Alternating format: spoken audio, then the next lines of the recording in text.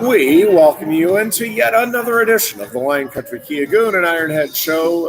It is the dear Goon over there doing some table cleanup. We appreciate that. Sure. Beautiful.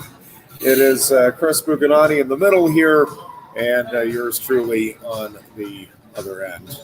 How's it going? On what has turned out to be a pretty darn nice day after all on this Thursday in the Valley of Happiness.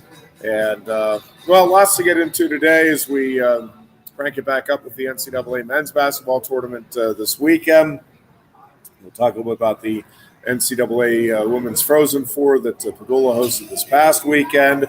Today was Pro Day at Penn State. I haven't seen anything, just full disclosure. I've been running around as my want. I know they had it this morning. I'm sure there's been analysis. I've seen zilch. It was everything I could do just to get here now. So I will say, of all of the guys, and I think there are several that are going to have very nice pro careers.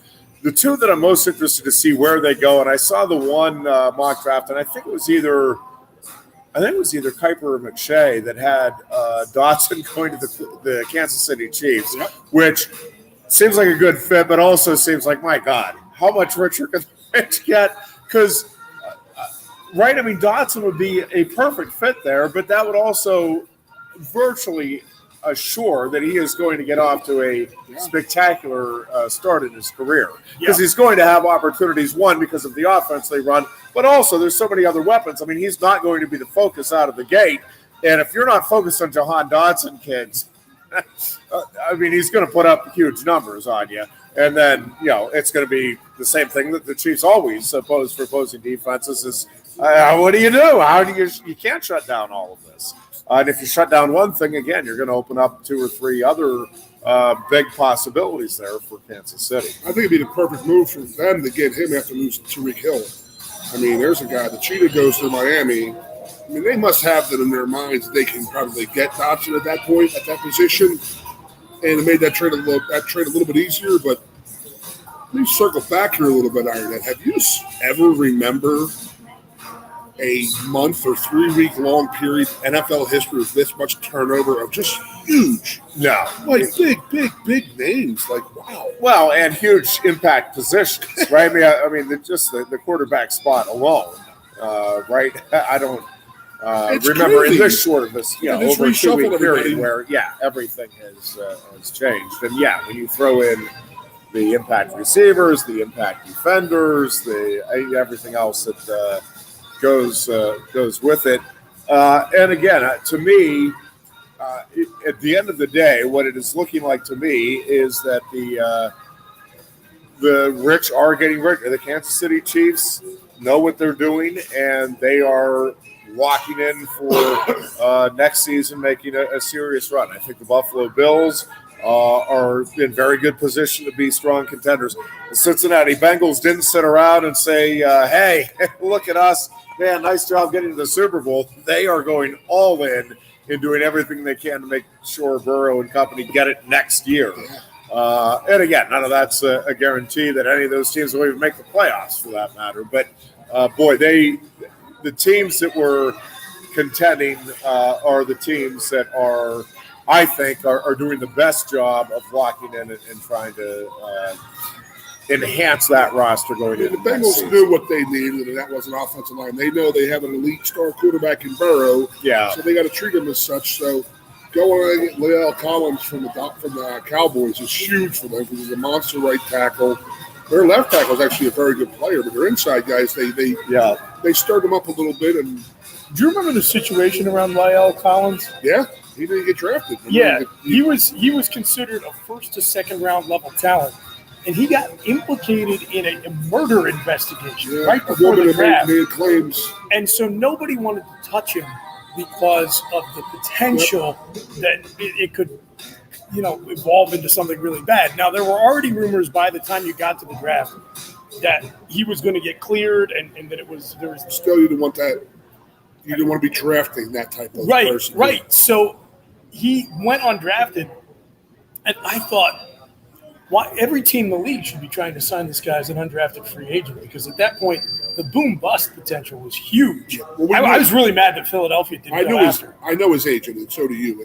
It's Derek Gilmore from Penn State. Yeah. So I had not an inside, but I remember watching the whole situation. And the reason why he went to Dallas, paid him first-round money. Oh, is that right? Yeah, he paid him money that was commensurate to what he was expected to be before all the charges or the accusations were made. And it reminds me of Laramie Tunstall. Remember him from the Dolphins and his stepfather? Yeah. He didn't give him money or whatever, so he released a video of him smoking dope in a gas mask. Well, you look at Laramie Tunstall's career right now, he's literally probably one of the best left tackles in the league right now. And he got burnt down pretty good in that draft night. Cost him millions of dollars. Yes, it did. Which, to me, I thought it was crazy. I thought how far he fell because of that was just nuts. I mean, the Eagles learned their lesson with Warren Sapp, right? Like, whether you like him personally or not, it's hard to argue he wouldn't have made more impact on Philadelphia than Mike Mamula.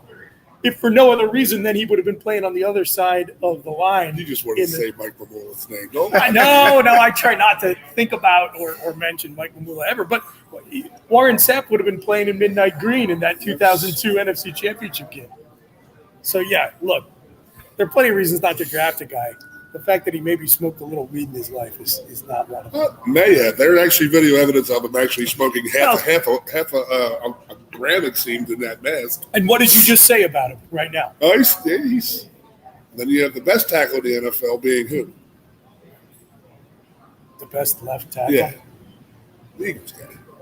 Oh, Jordan Mailata. Did you see what he did last night? No. He was the masked singer. The 6'9", 400-pound New Zealand guy behind the mask singing.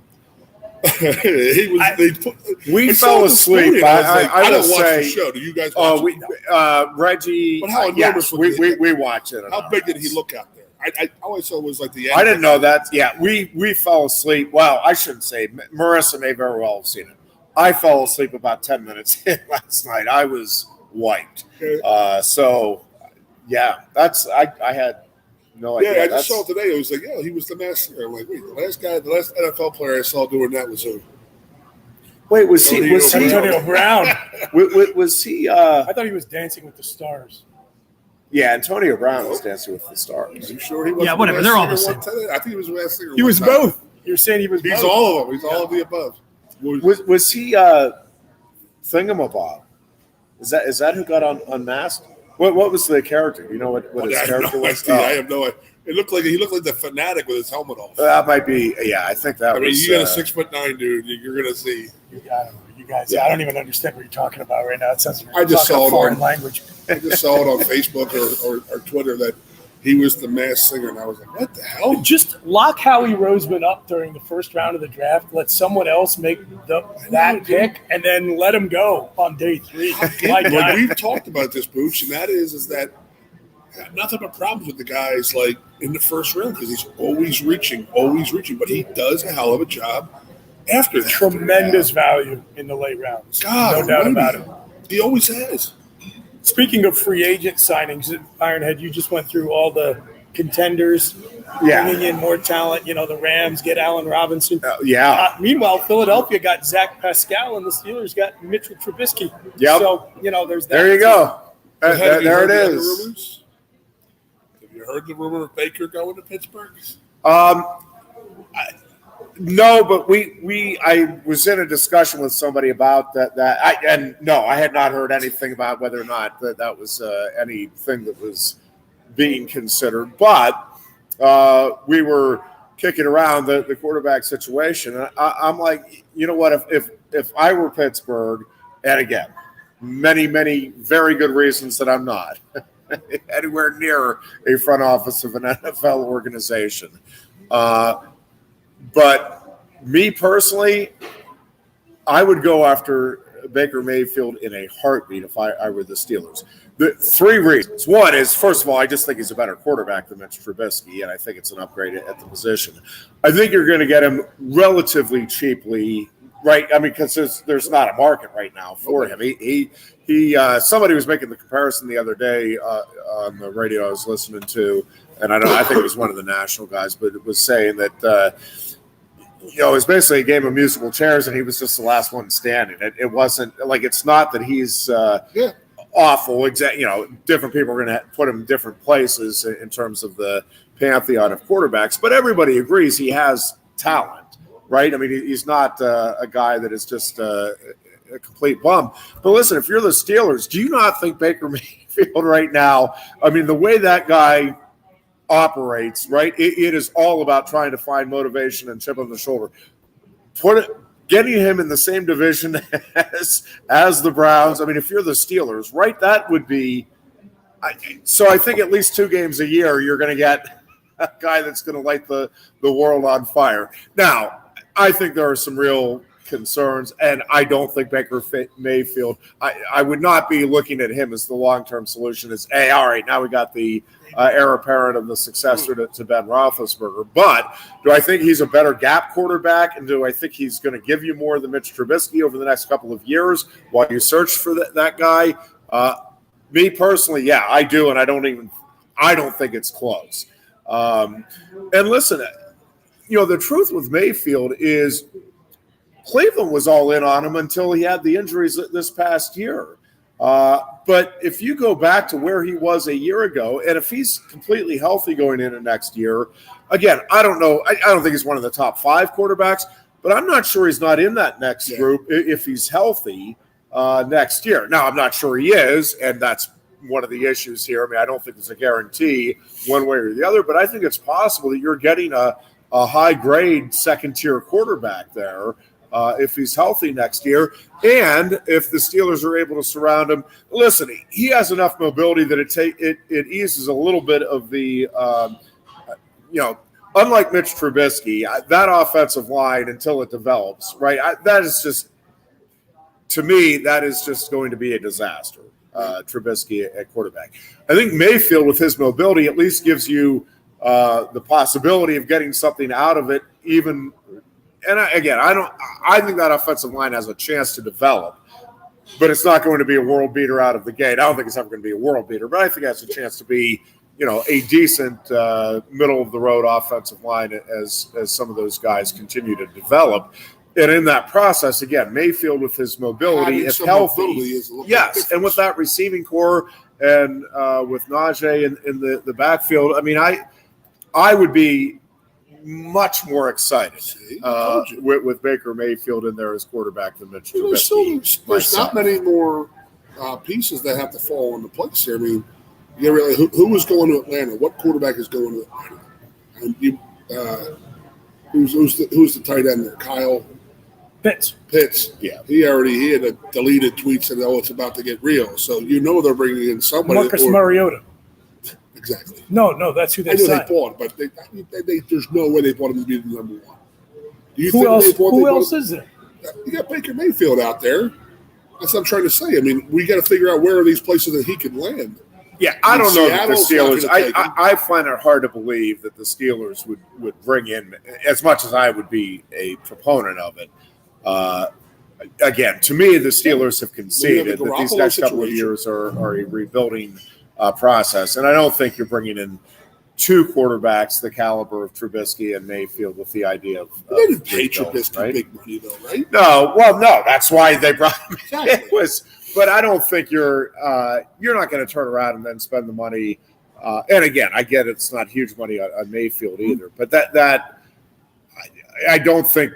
I think that goes against what I think the Steelers now are wanting to do here over the next couple of years. Yeah. And I think they settled on, listen, it's going to be Trubisky that we're going to ride with for a couple of years, figure this out, and start building up around it. And I just don't think with that circumstance that the Steelers would be a serious player. I don't think they'd be a player at all. I'd be all for it, but I don't think they'd go after him at all. Well, I'll go to that point in a moment. I also don't think Cleveland would want to trade him within the division. I can't imagine knowing, and again, for the same reason that I think the Steelers would. I think it would be a great move for them, right? It's the same reason because the one thing, again, Baker Mayfield does very well is keep a chip on his shoulder. And again, if you trade him within the division, I think the Browns are sitting there fearing the Steelers with Baker Mayfield overall? No, but I think twice a year, again, you're going to get a guy, and it may not matter with the.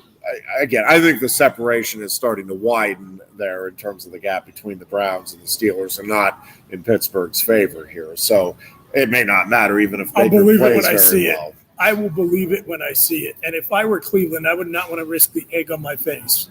No, Of that well, guy that's right. absolutely lighting us up on our arch rival who Did you has see owned what us they paid for forever. Deshaun Watson? There's a lot of egg on their face right now. Well, fair. That's true. There still hasn't been an NFL listed. The NFL still has Yeah. not brought Yeah, down any kind of punishment. I think that could, and since it's Cleveland, most likely will blow up in their faces. I mean, I couldn't believe they traded Joe Hayden. But what they Yeah. traded, what they Yeah, gave that's the true. Houston Texans, and then gave him a brand new contract. It's how unbelievable what they gave up in versus like Russell Wilson.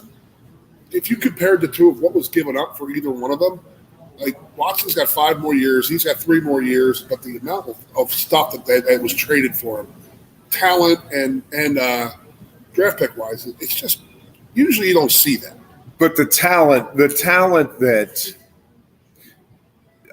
I hear what you're saying, and I get nobody knows how this is going to play out with Deshaun Watson, but that dude is like top 3. See, that's my issue. I'm not sold on him. Quarterback. I've never been sold on him. No, talent wise, he's right there with Aaron Rodgers and 18 Joe to 24 Burrow. months ago, I would have agreed with you, Ironhead. I do worry a little bit about a guy who hasn't played football in a year. Yeah, I don't see. That's what I said. That was my. I don't think Give it's him $230 million guaranteed. I would like to have at least seen some live tape from the guy that wasn't over 12 months old. You know?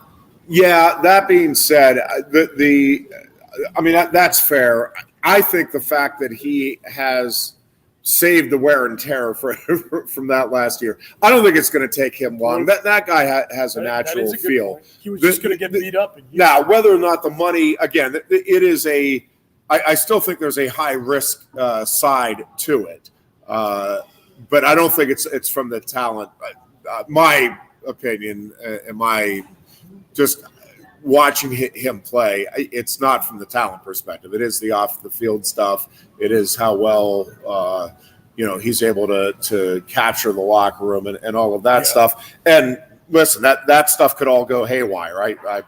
But from just a talent standpoint, I do think he is worth.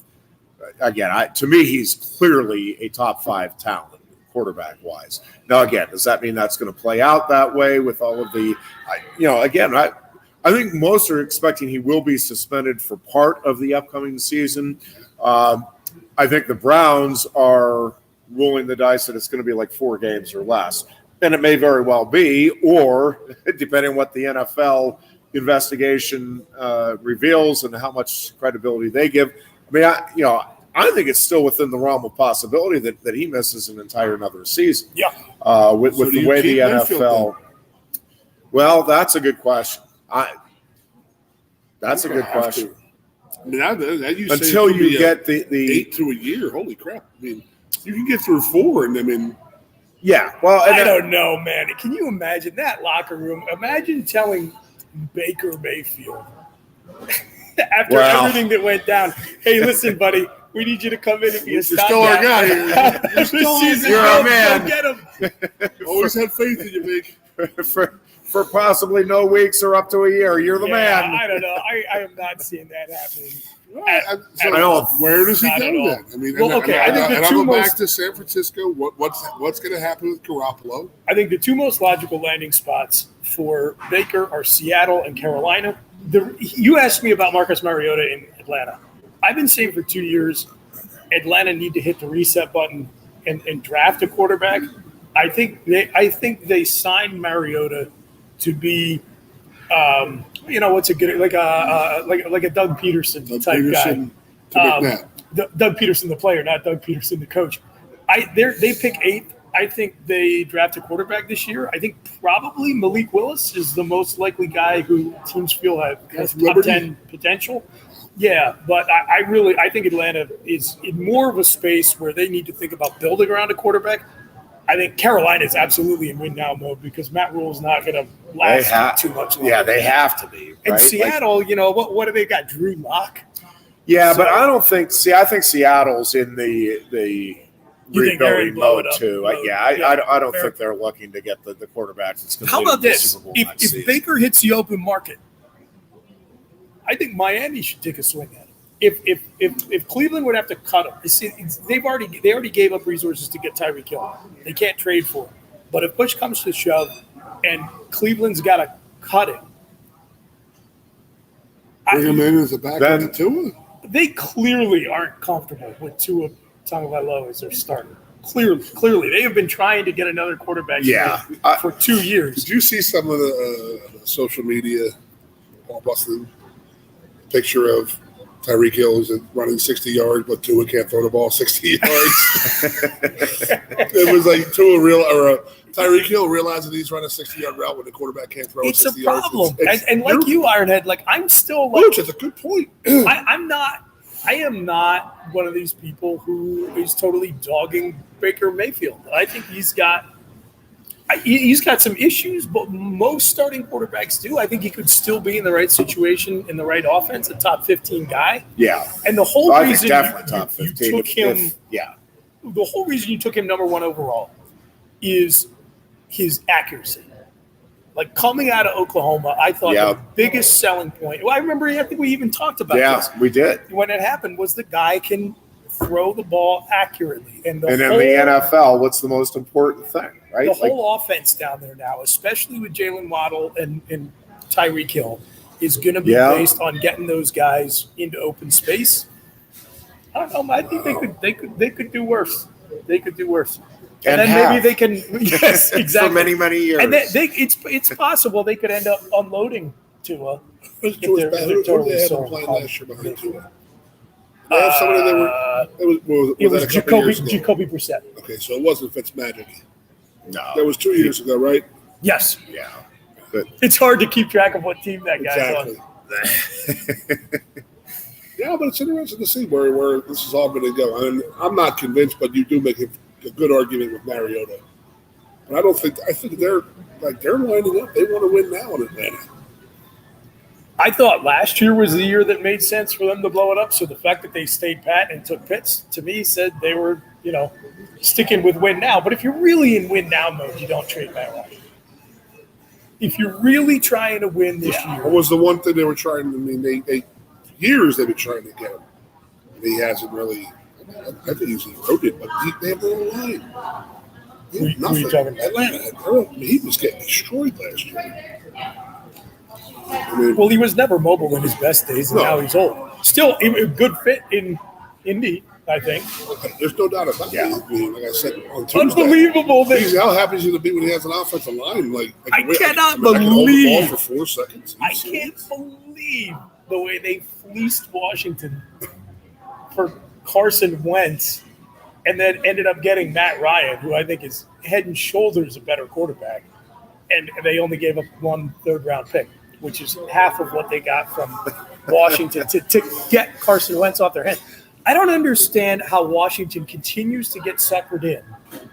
If a team has a guy who was its starter the last year and they are willing to trade that guy to you, that means he stinks. Yeah, they've moved on. Yeah. No team ever trades a franchise quarterback. It doesn't happen. And, unless he has 22 sexual assault allegations and has publicly said before they came out that he'd never play for your team again. So barring extraordinary exception that proves the rule of circumstances. Yeah. If your quarterback is on the block, there's something wrong. I can get with you on that.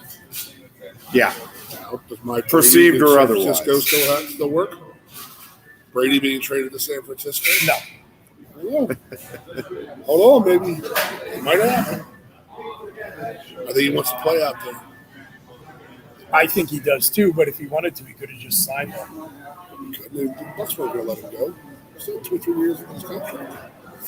Even if it went into next season? They have 52 by then. So. I know age doesn't count with him, but yeah. That's some point. That's my first question. I've never, ever in any sport seeing this much turmoil and turnover of star players going everywhere. And the fact that, the two highest paid quarterbacks are Mahomes and Rodgers right now, and they took their best receivers. And, what do you always say about quarterback salaries? You can't have. The NFL's going to get to the point where they're going to have two salary caps. I mean, it's just, you can't pay a guy like Aaron Rodgers $50 million. And he's deserving of it. I get it, but that's the norm now. So now the next quarterback, the next start, he's going to be at $50 million a year. It's like, there's not enough money out there for the rest of the team. And it's going to, there'll be even more resentment to quarterbacks. It's a quarterback-driven league, so they're prima donnas. So before the rookie wage scale, Sam Bradford. The trap was the first-round quarterback who destroyed your salary cap, like Sam Bradford. Sam Bradford did his whole career. Textbook example.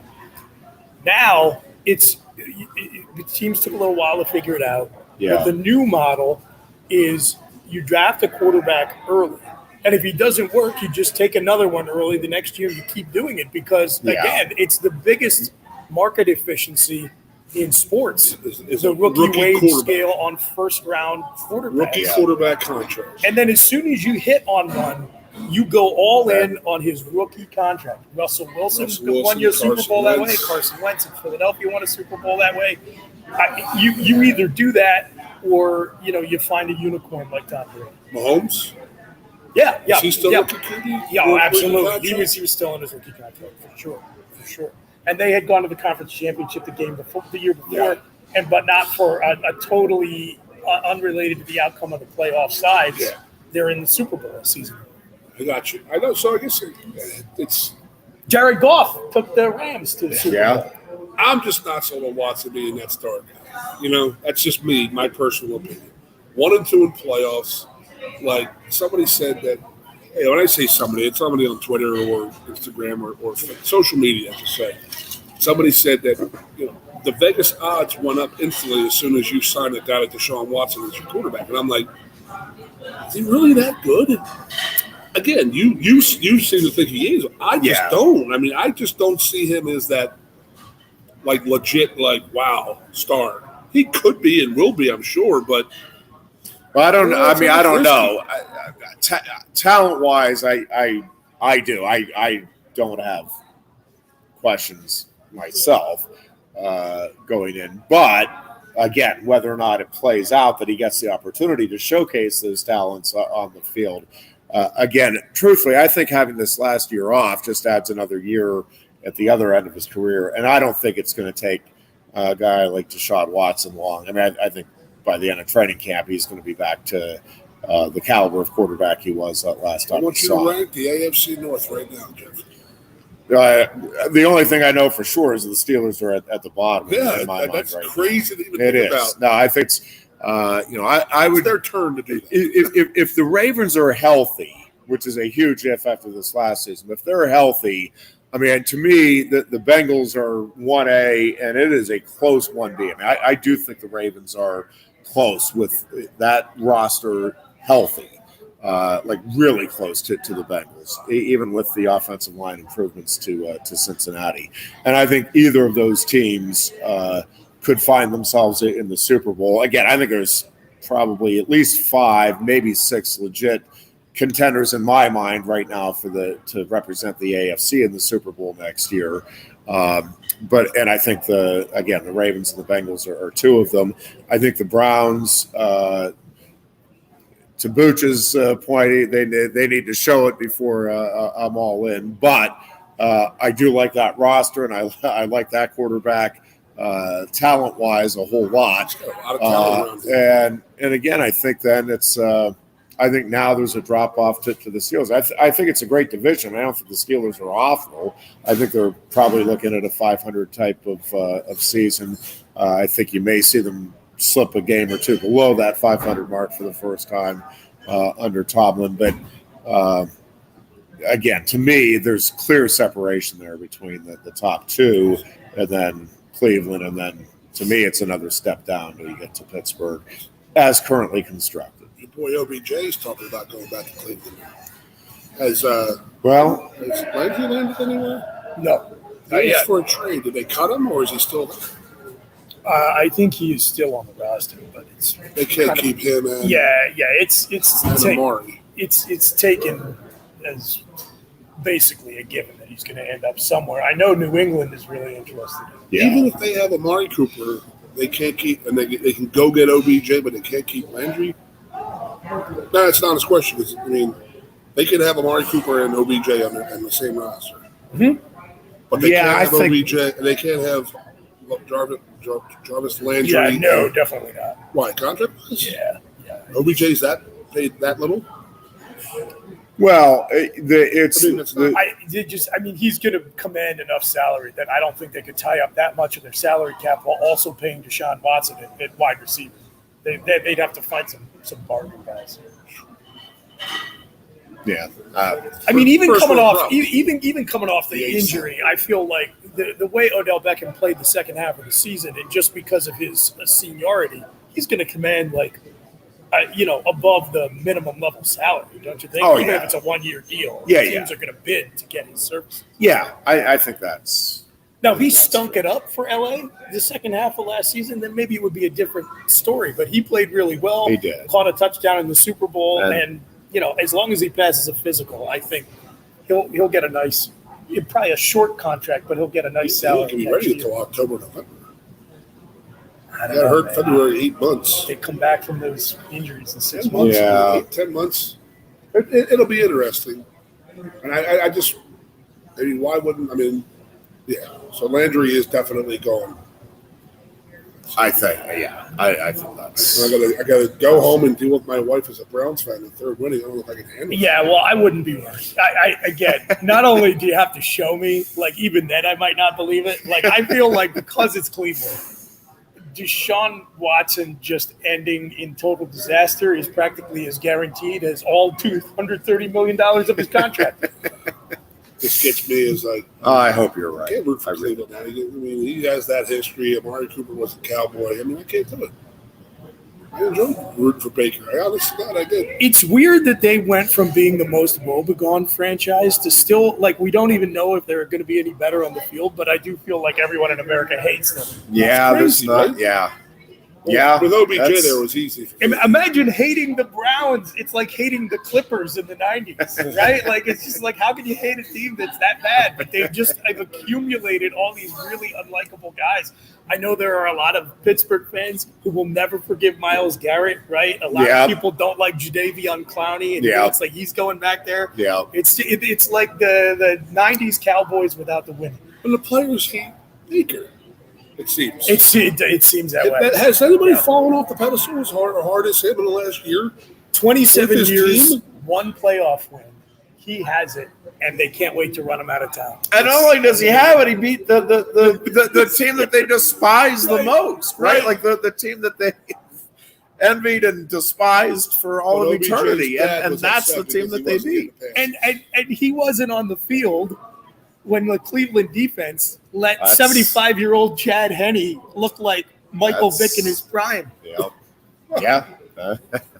Holy hell. That's also a fair point. Yeah, I don't know. I think wherever Baker ends up, how he performs in the upcoming season is going to be one of the more intriguing storylines for me to follow, just to see what the numbers are and, what wherever he ends up, what that locker room looks like around him. Crowd's calling for Pittsburgh, I'm telling you. Okay, let me. I would be for it. I don't think it's happening, but I'd be for it. Let's just play around with the hypothetical today. Yeah. Baker Mayfield in Pittsburgh. Yeah. Tom Brady in San Francisco. It's really interesting to me the way the Lakers fan base in LA has just never embraced LeBron James. Yeah. Even when he won a title there, it's just like there is this feeling of resentment that this is just a free agent guy, totally different than the way they viewed Shaquille O'Neal coming out there. Yeah. And definitely way, way different from the way they look at guys like Kareem and Magic and Kobe Bryant. I feel like the relationship between Pittsburgh fans and Baker Mayfield would be very similar to that in that, they would root for him because he's wearing the team's colors, but everyone would be waiting for the other shoe to drop. And the first time he pulled any of his locker room stuff, like he has in Cleveland, that'd be it. He'd be done. I think that is true. As always, it would come down to winning. I mean, if Baker Mayfield gets is on the Steelers, which again I think there's close to 0% chance of that happening. But if it did, if he got him to the playoffs and won a playoff game in that first year, I think the Steelers fans are going to hop on board pretty quickly. Is there an example of a guy who went to the city and just never meshed in terms of performing well, but just being oil and water with the culture or the fan base? I'm trying to think of one. I mean, there were a lot of. There were a lot of, I don't know, coming from another. I mean, Cordell Stewart was that's actually not a bad. But not. I'm trying to think that's not an example of somebody coming from another team, though. Yeah, but I'm talking about. But there was definitely there were fans waiting for him to jump on for the Steelers. A free agent. A free agent, yeah. Mike Vick. Yeah, I'm talking about. The world hates him. Yeah, but he was like a backup by that point and played a couple of games for them. I'm talking about. But it wasn't. If Baker went there, he'd be the starting quarterback. I'm talking about somebody who made an impact on the team, but the fan base was just like, I'm not into this guy. Michael Vick, I'm telling you. I mean, what impact did Michael Vick have on the Steelers? Not on the Steelers. I'm at the Eagles. We're talking about Pittsburgh. I thought you said in general. You said an athlete going like LeBron James, who's never been appreciated by LA. I think Michael Vick would have felt people still hate the fact that he played it. I don't like the fact that that's fair. Yeah, okay. But that's again I knew it wasn't. I could give you a long list in Philadelphia. That one's pretty. What about? Well, again, this wasn't a free agent, but maybe the closest I can think of is Santonio Holmes. But he was. Bowl. Yeah, I feel like there were still a lot of Pittsburgh fans who didn't like him at the end. I don't know about that. I maybe I just the ones I know were perfectly fine with him.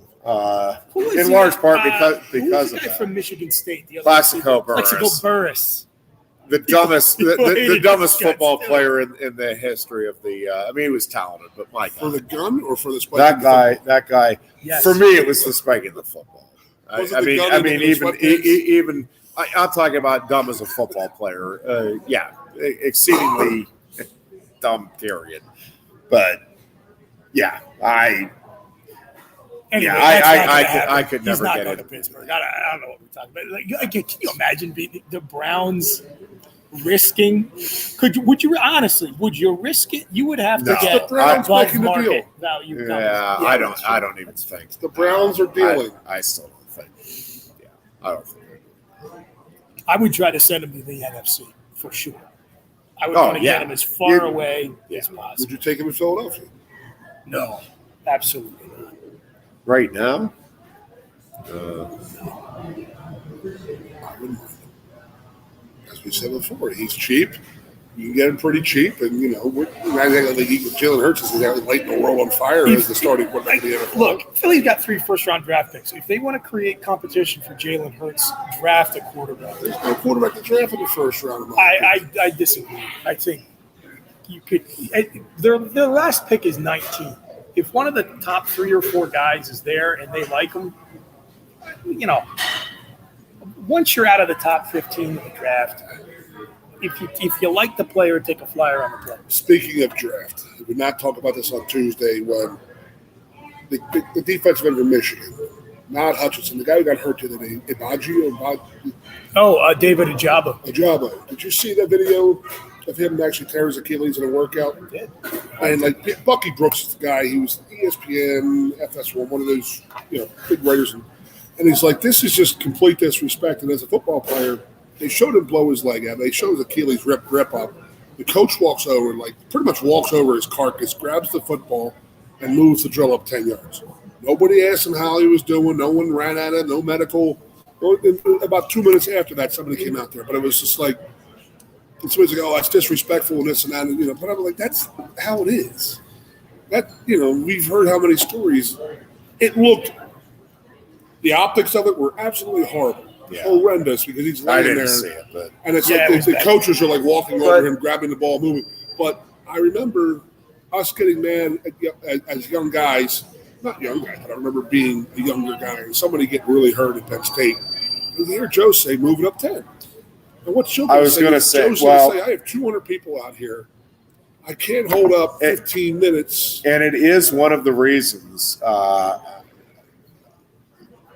forgetting if this was. Well, your buddy Jeff Anderson got hurt pretty substantially. Yeah. He'll move it up 10 yards, and he's laying there. But Joe Paterno, I'm trying to remember if this was in a press conference or if it was. I feel like it was more of an informal thing. But we were. And it might have even been when I was trying to walk on at the football team, because I feel like it was in Halubas, at least in my mind, where I'm hearing Joe talk about this. But he was explaining either to some media members but I feel like it was to it might have been when I was trying to walk on and he pulled the guys aside. But he was explaining that one of the reasons that he doesn't allow the media in practices, and there was a long list of reasons, but he said really one of the primary ones is that they're going to think when we have an injury, and there was an injury when I was trying to walk on, and that's what brought it up. But I just remember him talking about, I don't want the media in here seeing and then reporting that we don't care. He's like, we do care, and I will go up to the hospital after practice if that's where the kid went, and I'm going to meet and talk with his family. But we only have 90 minutes or whatever it was. But this is the practice time, and we've got to get. I have a responsibility to 120 players, and I can't hold up 119 because of the circumstances of one. Right, and it makes sense. And I didn't see this at all, but I can understand without again seeing it or knowing all of the things involved. But Paterno said, I just remember. I mean, it was. I can hear him explaining it, and he's like, we just. It will look awful, and and if somebody's observing it, they're going to think, "My God, Penn State doesn't." And he said it, but it's like this everywhere. And he said, "We just have to get practice done." And he said, and then afterward, he said, and we have medical staff. He said, it's not that I'm leaving the kid laying there on the floor on the field in agony, right? Like we have a medical staff that is taking care of him. I can't take care of him. What I can do is coach up the players that are still healthy, and it makes sense. But yeah, you can understand, especially in today's media world. But I mean, this is 30 years ago, okay. Probably. But you can see it today's media, right? My God, if I know, right? I mean, this would be blown up, and you'd end up getting the head coach fired over this. Were you when Sean Lee tore his knee up at a coach's clinic in the spring? I was. I didn't see it. I was. I was there. Yeah, I don't think I was supposed to be there. I was there, but I didn't.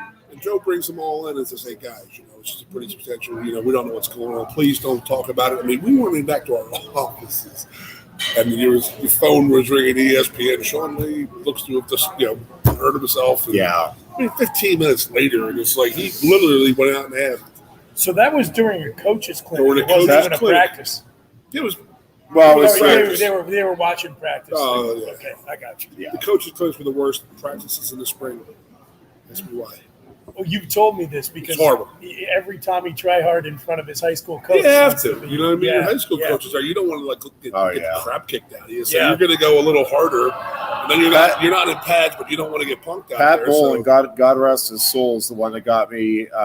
We would always put in. He started when we were at the campus radio station, but he's like, and we would. There was always like 3 or 4 of us that would go in as coaches on a scrimmage every year, and I never would have even thought of it. But Bolton's like, no, this is like you'll get more info here than you'll get anywhere else, and it was a wonderful experience. We did it for. I don't know, 10, 15 years. It was so funny. We always used to laugh because your coaches were up there, so everybody's going really hard. But it was just like, and then Joe he always had to pick on somebody and prove his power. And he was like, God, and it sucked. But it was always so funny. You go downtown after the scrimmage, and the scrimmage was usually 3.5 hours. It was just a ball buster. Like, Jesus, let us go. But he wants to. get as much work out there for his guys in front of all the other coaches. So, but it was always so funny. You go downtown later that night, all these high school coaches are wearing their name. Oh, yeah. Still like, hey, I'm a coach of Lansdale Catholic. But the waitress is going to drop her clothes right then and there and jump your bones. Whoa, this guy's a coach, man. We better. Oh my God, this guy's unbelievable. Story time with Goon and his raspy voice. It's got a good rasp to it today. Yes, it does. Yeah, so I enjoy watching the NFL, but this year has just been absolutely crazy. Again, it'll be interesting to see how the Packers are going to do without Adams. I mean, how Rodgers does how without Rodgers Adams. is going to do without Adams. You're right. But he's a guy who has a great offensive line, a great running game, great players on defense. And he always complains about not having enough. And now it's like, I don't think now he doesn't have enough. And there's another guy. I think that he's the guy who actually has fallen out of favor, in my opinion, of a lot of people the last 2 years. But my impression of him has really changed the last 2 years. Mm-hmm. And I have no idea what the hell. I mean, him getting spanked by Brady 2 years ago was a big thing, and then complaining about the players. It's like, what are you complaining about? Oh, he gets to pick his players. I can't pick mine. I was like, it's like a little child. But when it came down to it, he took all the money that Adams would have been deserving, and then he took it all. So it's just him being selfish. Making $50 million in Green Bay.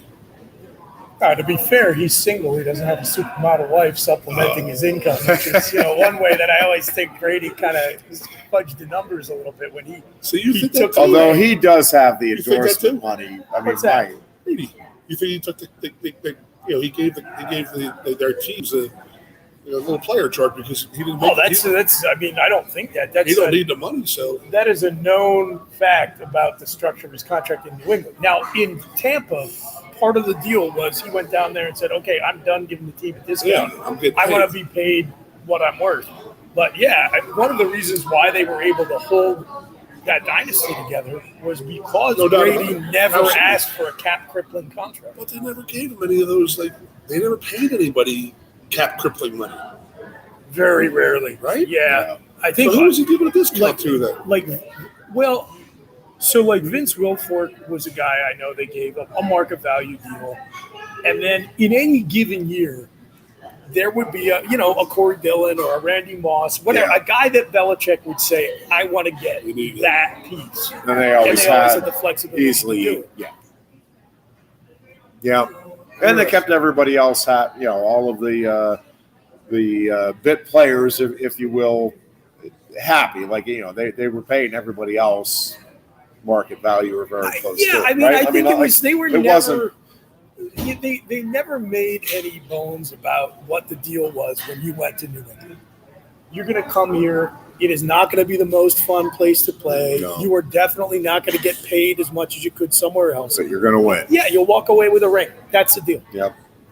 And then if you want to go get a deal. You want to get that ring and go get a max contract from the Detroit Lions. But it's not like Rodgers. I mean, he might not have the supermodel wife with the extra income, but the money he's made on endorsements alone. I mean, good Lord.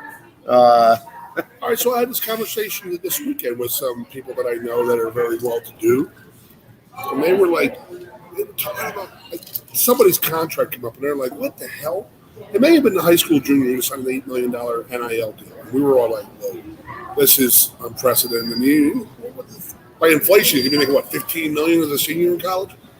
But then we started talking about NFL and the NBA and MLB and just the numbers that are floated around.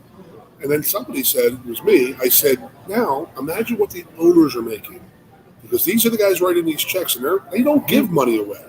They don't just say, hey, here's $50 million because you're a hell of a guy. Right. No, it's an investment. I mean, so what are they making? And that's what and I had to tell somebody that the NFL is tax-free.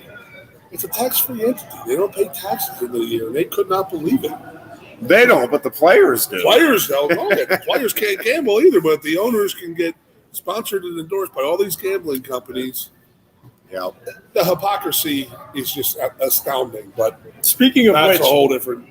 It was brought up that Tyreek Hill was down with the Jets and the Dolphins was the last two teams he looked at it. And somebody did mention you got no income tax in No Florida state income tax in Florida. and New York State. I don't know what the rate is, but I know it's very high. You know, they found out. Guys So, who play also- for the Carolina Panthers pay North and South Carolina residency taxes. Because they're the Carolina Panthers. They're registered in North and South, so they got to pay taxes in both of those states. Tell me what I was told. That can't be. Well, he plays in Jersey. The Jets play in Jersey, but they work out in New York. So will Tyreek pay double state taxes? You blew my mind earlier this season Well, when you explained to me that How you knew so this. South Carolina can that somehow can't South be Carolina. right. I'm telling you, we'll wait to. I mean, I'm not, but that my God. I'll figure it out for you, but I was told that, and I was like, that's insane. When you explained to me that NFL players have to pay Every the away local game. tax where they are in the away The game, entertainment. and so I remember you told me that in the season, and then before the Super Bowl, I read an article that if the Bengals won, they would basically lose their entire bonus for winning the Super Bowl because they went out a week early to prepare for the game. Zach Taylor wanted them to be there for 5 days before the game. And those 5 days in California would have cost them their entire bonus for winning the Super Bowl in taxes. That's crazy to me. That is crazy. Insane. Horrendous. But they don't pay taxes as an industry. I wonder if the teams That's crazy. like in that situation, do the teams at least slip something under the not even under the table, but say, hey, we realize, you're getting the short end of the stick here, and because of the sweetheart deal we have, you would think somebody would. That's when you felt. That's what I was talking about. Because Kyle was like, I try to tell my old teammates, like, hey, man, a $10 million contract in Jacksonville and a $15 million deal in San Francisco, you're making more money in Jacksonville. Yeah. Doesn't look like it, but in the end, that's how it is. Wow. And he was just like, he tried to tell guys that, but they would not listen. It was just like,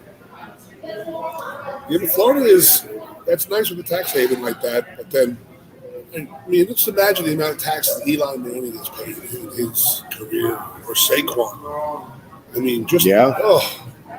And then you get a guy like Aaron Rodgers or somewhere in Green Bay, and it's like population state college, 120,000. Crazy. Yeah. So the stuff you don't think about. I know there's higher tax rates in Ohio than Texas, so poor Deshaun Watson is probably going to need to take out a couple of loans, I guess. Yeah. you can buy a whole block of Cleveland. I mean, I was just in Detroit. You could get a lot of property out there, real cheap out there, Ironhead, as you saw. This is true. Holy crap, man. This is true. Yeah, I'm just thinking about you're talking about Goon, how all this off season has been so interesting, and that's going to make the start of next regular season. But I mean, massive, not like a lot of them, but big names. Oh, huge. I mean, guys who can change teams' fortunes, changing teams. Yeah. And then, there are going to be new quarterbacks coming to the league in the draft.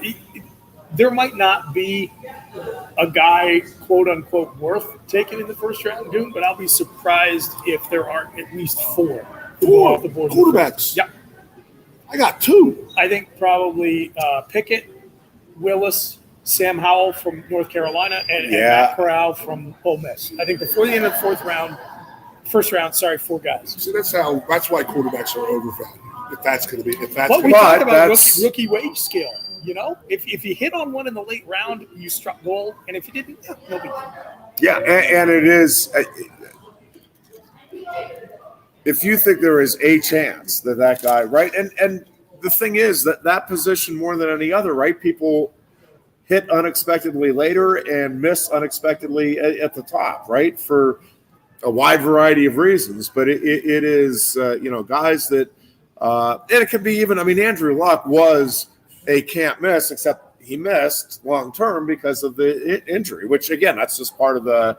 I mean, it's bad fortune, but it's part of the equation here. And you obviously never have any idea how somebody's health is going to hold up once they get into the NFL. NFL. The risk reward is so much different now that you don't have to commit huge money to a rookie quarterback the way you used to. Like back in the day, if you were the Bills and you're like, well, we need a quarterback, we're picking in the 20s, the best we can do is J.P. Lostman, so we're going to draft for need instead of best player available, you got screwed. Because that guy came in and didn't give you anywhere close to the value of what you had to pay him. Now, like, if you're picking in the 20s and you're like, Matt Corral, Sam Howell, like, probably a second-round guy, but we need a quarterback, let's just pull the trigger. Look at how much. You think the Eagles might chop up the 19 pick on him? I wouldn't be shocked if Philly took a quarterback. I don't think they will, but it wouldn't shock me if they did. I know they're doing their due diligence. They spent a lot of time with Pickett and Malik Willis. Yes, the quarterback factory. But, yeah, I mean, look, how much did taking Josh Rosen in the top 10 hurt Arizona? Yeah, barely at all, right? You swing and miss on a quarterback now. The way the salary structure is, you just brush your shoulder off and go with that. You do like the NFL draft. I'll give it that. I do. I'll give that to you, buddy. That's a pretty good point you made. Yep. All right. Speechless almost. Who's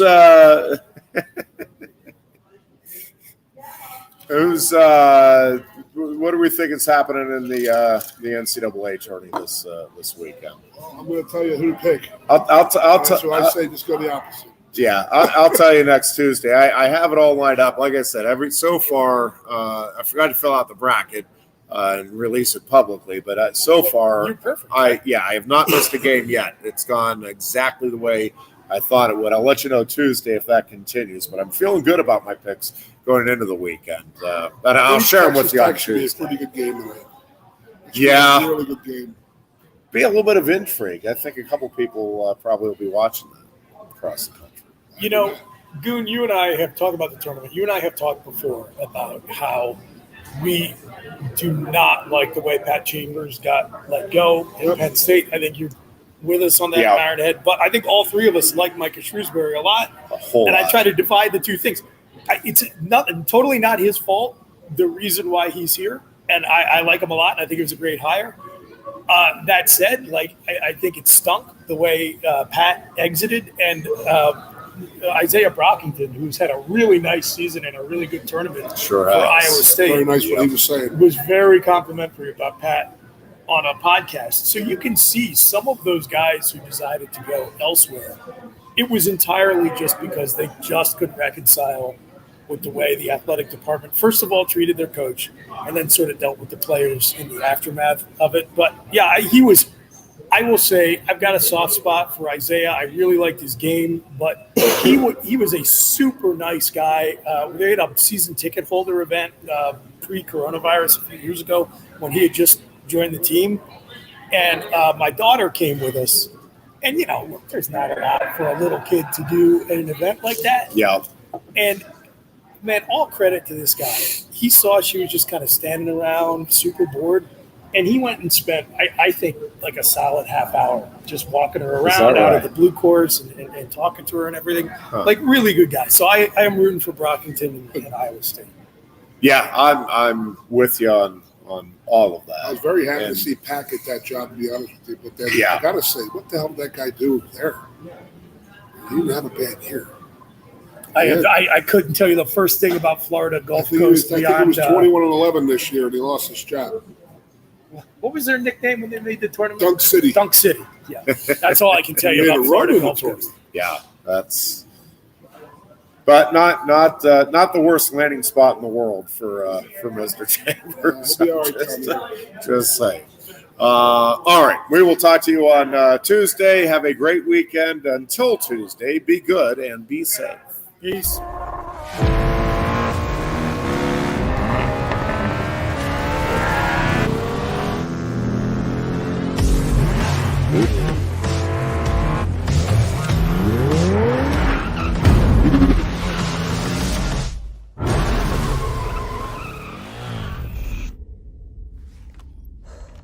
Best 2 out of 3? It's one fantastic ride. The turbocharged, tech-inspired new Kia Forte. There's always something happening at Quaker Steak Lube. From live music to exciting new flavors, meet your friends and refuel at your local Quaker Steak and Lube today. Can't slow down? Then order online. Pick up and get back on the road. Find us at thelube.com.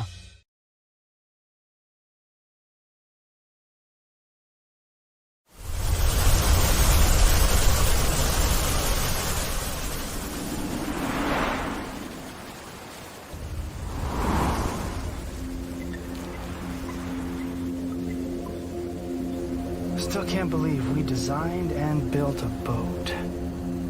Well, actually, this kayak was designed centuries ago by people who knew a lot about water. Though, cedar was my idea. But I guess we did it together. I hope the thing floats. Those builders didn't talk about floating, Dad. They said the person is the boat, and the boat is the water.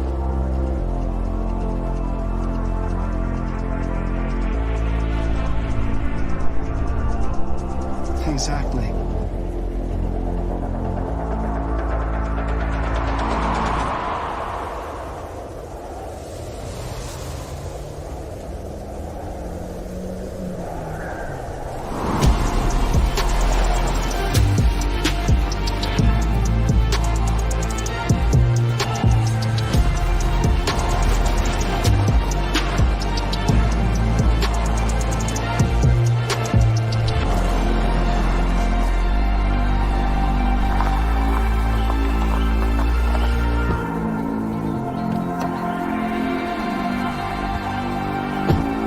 Born of a reverence for nature. The first ever Mazda CX-50.